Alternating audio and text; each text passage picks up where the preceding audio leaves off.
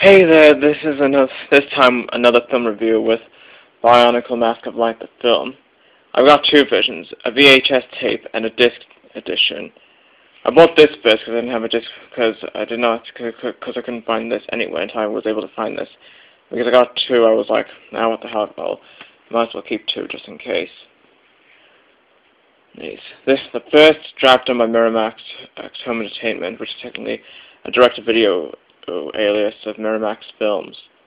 One of the many major film studios, besides most studios like Warner Brothers, Universal. Warner Brothers, whose subsidiary worked on the DC, worked with Bionicle, and Universal. Our film studio worked on Bionicle for the disc and the controller, which will go over later. As you can see on each of them, on each case, it has. As you know, there's not a teaser prototype case, but it's just a one case design with the evoking head and silhouettes of Toa Mata-Nuva. Originally, I thought it would have been the Kanoe Howlers of the trailers, but then actually I found out it's a different mask. And after watching the film, I found out the mask I was talking about was actually this, and the silhouette is actually where the evoking is. As you can see, it has the film title there on this, film title there on this. Yes. EU rating. This one says Miramax Entertainment, but this one doesn't. And TV symbol, which I guess VHS. And of course, the United States version of this it has a button saying "A hero will be revealed." This one has Miramax, Bionicle Mask of Light, the evoking head, the UK, the EU rating, and that detail. This one doesn't. It's widescreen and all that. The title. Yeah, sorry about the lighting, which you could barely see his name. The back is Tahu slipping on lava, and you can see that in the VHS tab these artworks, these screen images are there. But in the disc version, they're over there because they had to replace with this part with a bonus feature. The plot info about the film, of course, this one ends saying CGI animated film. This one, I don't think CGI animated film, a must-see digital versatile disc bonus features, and it has all the bonus features placed there. The logo group Miramax. Go to Bionicle.com. Copyright info. VHS copyright, disc copyright. And the United Kingdom rating. Of course, we had these back then until we had these back then until like the end of 2003. I'm sure if you've seen the first Spider-Man had the same for those United Kingdom fans of Spider-Man who bought the film. And we had this thing until like after 2003. This was scratched and instead was replaced with a Republic of Ireland film rating, alongside with this one. And this one now then says contains something, and this part is beneath it. And the Irish rating is now just on the other side. Copyright info, how Miramax carries the lights. This one we have a VHS tape with Bionicle Mask of Light. Right, and that's pretty much no on this one. This one we have Rakshi advertisement. The game in which this time we get to play as the Toa, because if you remember the Quest of the Toa game and the Matoran Adventures game, you literally play as Matoran. A cancelled PCC wrong because we get to play as Toa, but because it came to scratch, they didn't have enough opportunity. Of course, this piece of paper is broken, so I can't do anything about it to fix it. And this stuff you can buy. The Titans have all of them, and the idea shows you can combine them. Creating this guy with this guy and this guy creates a creature called Metru Nui. This guy and this guy, as you see in the ending of the film, is this guy. Of course, different from the film version, because they have unique ideas about it. And on the other side, we have the Toa Mata-Nuva, which of course I found out they were released in summer 2002, so I don't know why they're advertising it throughout 2003. The Nike shoes, it was about the Nike trainers for kids to wear, they could be compared to the Toa or the villains. And speaking of villains, the Rakshi here, the karate you have to collect. Of course, I can see the big icon ones, found there, but the 6th icon of the Crowder is missing. One thing I bet is it's the one that's missing is Karak's Crowder, and of course the Crowder container, which unlike other collectibles, was a cardboard box. This is a plastic case. And Kopaka, if you could see, the telescope's on his left eye. That's because they mirrorified him. It's the same with Bionicle 3's disc, which we'll go about later in the next review. Even though Kopaka's telescope is actually on the right side of the mask, the right eye side of the mask. And you can see the weapon, the ice plates in the left hand, the shield in the right hand. It's like the other way around. And the Crowder, the way the rock she sets, let's show that you can put it in. Reminds me of the scene when Makoto Pterodax created the rock and signaled them to stop John and Takua, and you can see Tahu there.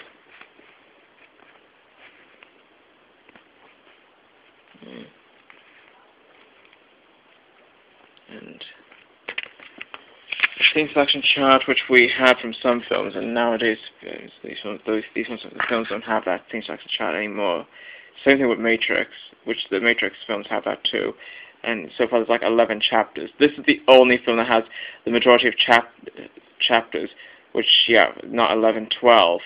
Legends of Metru Nui Web Shadows is 11. The Glatorian film is actually 8 chapters. This is like the highest of all Bionicle films to carry that amount.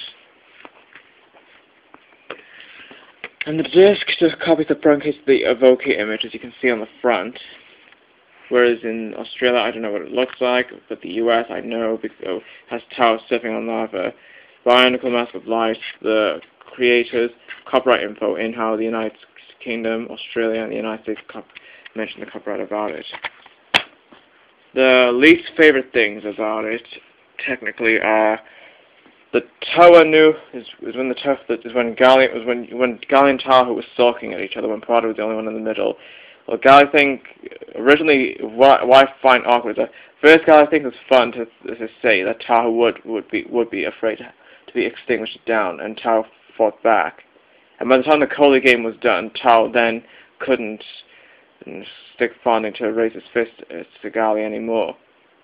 And then, and of course, you guys know the poison because Leirak bugged Tahu with the poison in the film. When Gali accidentally misaimed Leirak's staff through him, and because she angered Tahu, saying that they should remain united, poison wiped through him easily, and that's what led the poison to wipe through him easily, causing him to turn against Gali. And Gali did not, and Gali did not know why Tahu was acting like that until by the time they caught Tahu into Lokoro after the Battle of Nonokoro. Gali then realized something had wiped him easily. And when Tahu was brought, she was hoping Tahu was a bit calm and wouldn't be angry anymore. The same friendship, the same strain of partnership is with John and Takua. Which part of the times I don't see a problem, the other part I do.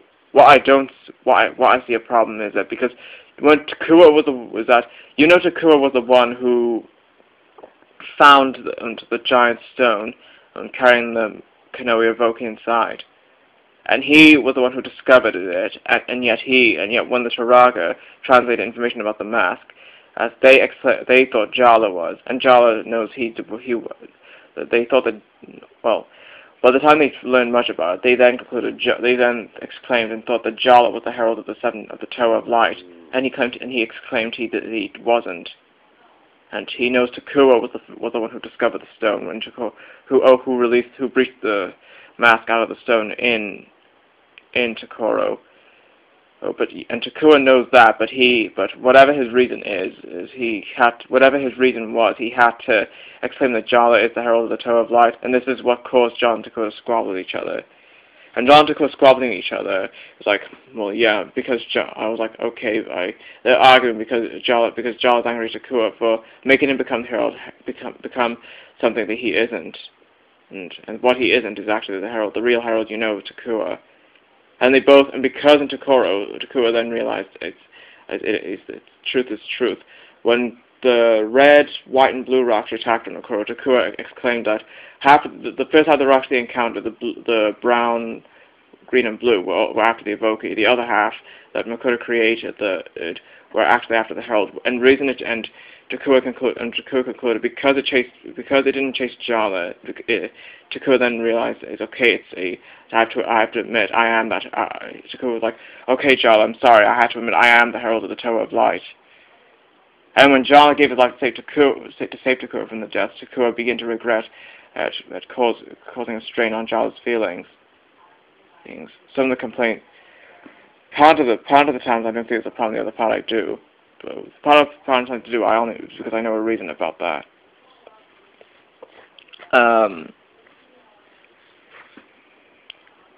And the only favorite part about this film is the fact you get to have this is the only Bionicle film where you get to have Tahu's group having adventures.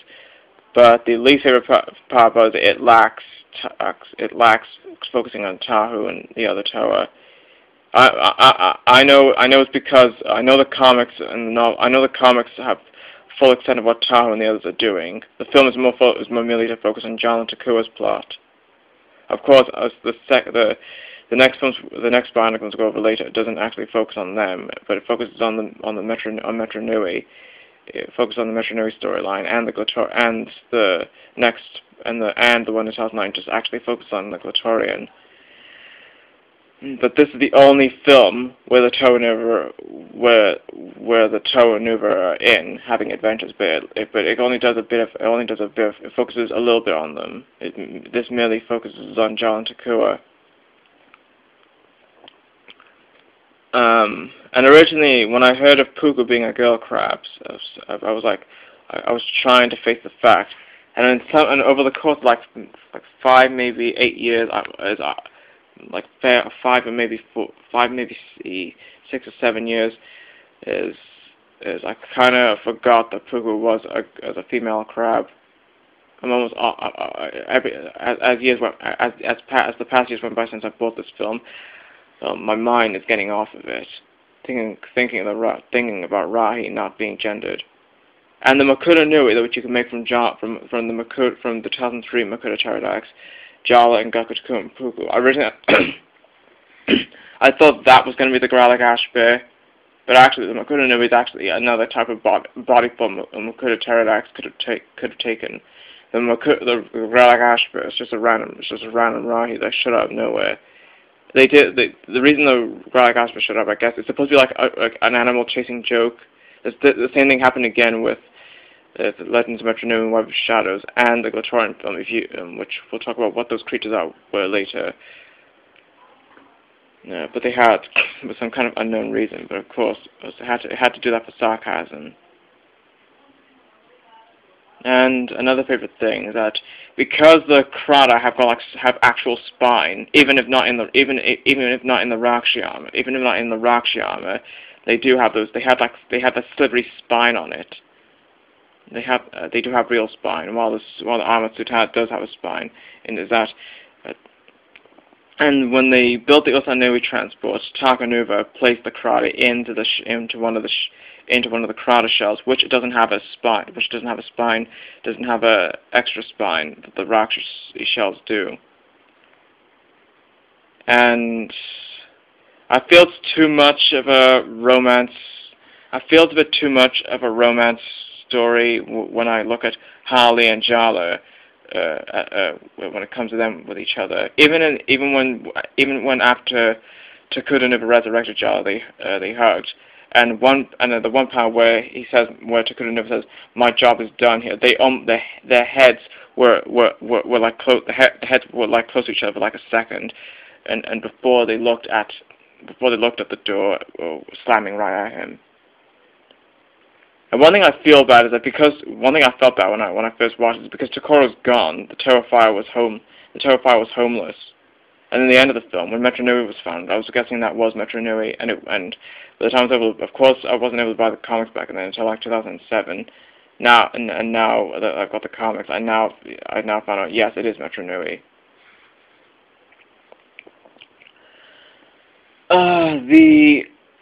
Another thing about the Makuta is that his body, it was said to the body he has in 2003 is merely to say that because it's supposed to be a fairy tale storyline. Of course, it was then clear that there was no such thing when 2004's storyline began. It's said originally, as you remember in 2001, he was like a rusted, dirted Matoran at the one start, and then transforms to a vortex in the Mata-Nuva and Lion game. This film just brings him to a big-looking body representing. He's more like, if you've heard of like Bowser Koopa in Super Mario, he's a big tyrant compared to Mario, and they built Makuta Pterodax's character tall enough to beat the heck out of a Toa. And the Kanoe Krakan, the Mask of Shadows, of course is a flip mask where it's a two-face design on it. Whereas in the film form, it's not a two-face design mask. It's because they need to focus because the mask has a stud on the back of the mouth, it doesn't count it, but the other side mainly does. The Takuta Nuva edition set has a limited edition film version of the mask, but I don't have that because it's going to take more to make up money for that. And the awkward idea about Takanuva's origins, if you remember him from one start to another, if you've seen his transition of forms and reading his Wikipedia page, and the idea that he and the Dark Lord himself actually merged into the Takuta Nuva guy. Takuta Nuva would have been like was made from two guys, but Takanuva was able to take over the persona. But Takanuva harnessed his persona. And the one thing I didn't think would never exist anymore is that part of it felt like a fairy tale when they resurrected Jala and then later resurrected the Toa of Light at the end of the film. Then nowadays, when you look at the Paraka storyline, it doesn't feel like a fairy tale anymore because you can't resurrect characters anymore. Once Matora died, you can't bring them back. Once the Makuta died, you can't bring them back. All that, that kind of idea, and the Glotorian are powerless, as back then, and in 2009, and so there's nothing they can do except for blade fighting, and it could be killing. And Jala, when I saw his mask before Letters of Metru Nui came out, I noticed his mask had two vent holes on the sides of his face, of the mask's face, on the side of the mask's cheeks. The regular has like 3 side vent holes on each, if you can see what I mean. Okay, below the eyes, you could see like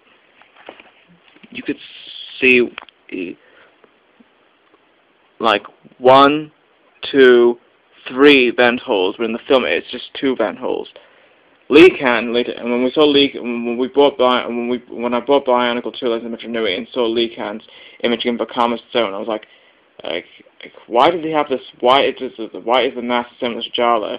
Because back then I did not know Metru Nui was a Tell Enforcer. Because I bought VHS only, I did not know the Metru Nui storyline was the storyline about 1,000 years. Was a storyline that in about 1,000 years before the events of 2001 and before the events of this one. Until when I was able to find the PDF page of Comic 17 Discs of Danger, where the beginning panel of the comic shows Taraka Vakam raising his arms and when chanting a story to the Toa Nuva. That's when I found out.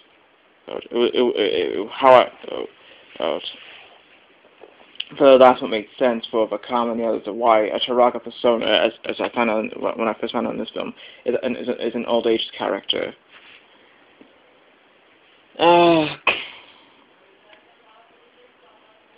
And the beginning of the film, I did not get why. So the beginning of the film showed the Amaya and the island of the island of Mata-Nui and the Mata-Nui stone descending from paradise, the little fragments of stone, the small fragments of stone to represent the Matoran, and then the three virtues flashing out, the Makuta stone falling down from the skies because they said because Mata-Nuva was followed by his brother the Makuta, of course, and then casting him to sleep, and then after that, after that story, then Tahoe's group, before being Toa Nuva, which was the Toa Mata, then came out of the island mountain from their canises, began the search of the masks of power, fighting the Makuta when working together, fighting the Borak swarms, fighting their leaders Katak and Garak, and then transformed to Toa Nuva, fighting the Borak powers, and then to the storyline. But instead, they took the 2001 Amaya storyline and added that to the beginning of the film, and then after that, they said that they were like, instead they were like they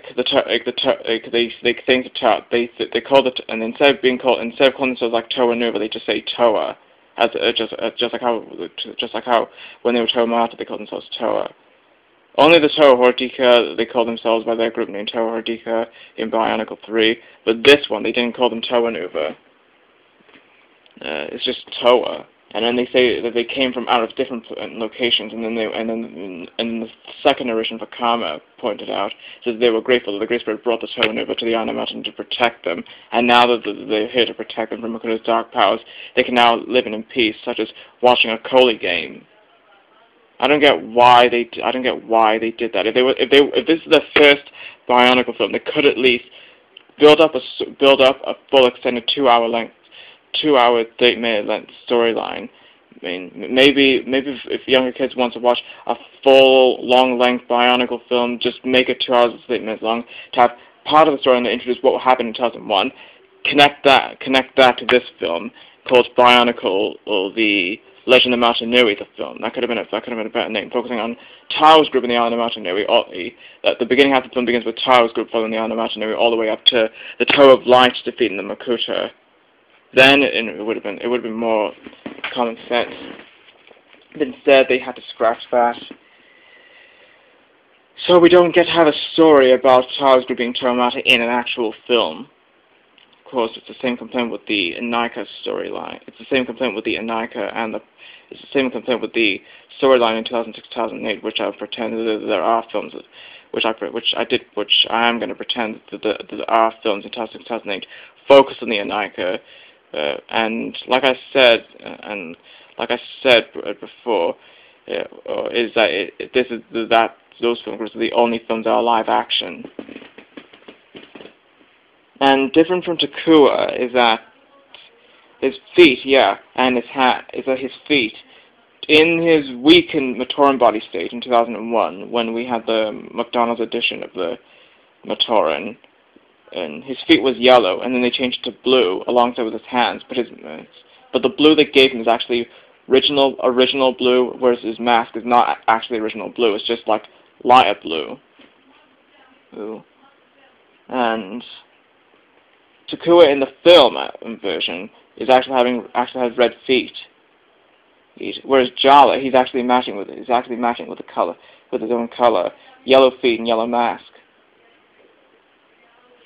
And Harley, she originally has like a light blue Kanoe Calco, and then in an original shaded color that we had with 2001's Toa Gali.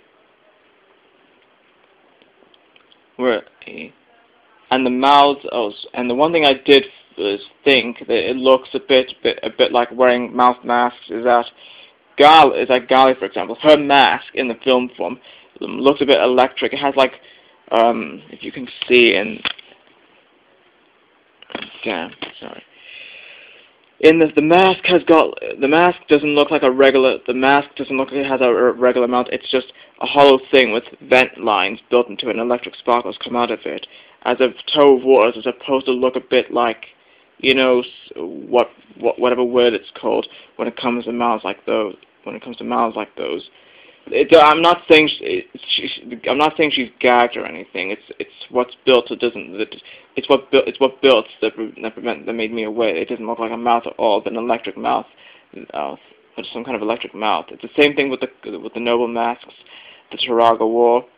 And of course, the only time that Vaka's masks that don't have electric vents on, that doesn't look like vents on it, is only when they're during their Matoran to Toa forms, we will go over about the other films later.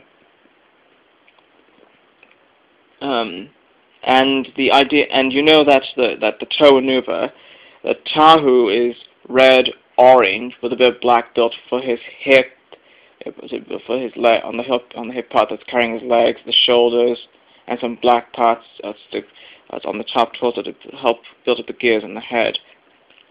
And he's got silver paddings placed around him: the front padding, the shoulder paddings, and his two weapons. The film form of him, he doesn't have orange anywhere on him, and the lower part of the Nuva front padding is red, while the top part of it is silver. Yeah. Gali is more shaded in aqua blue.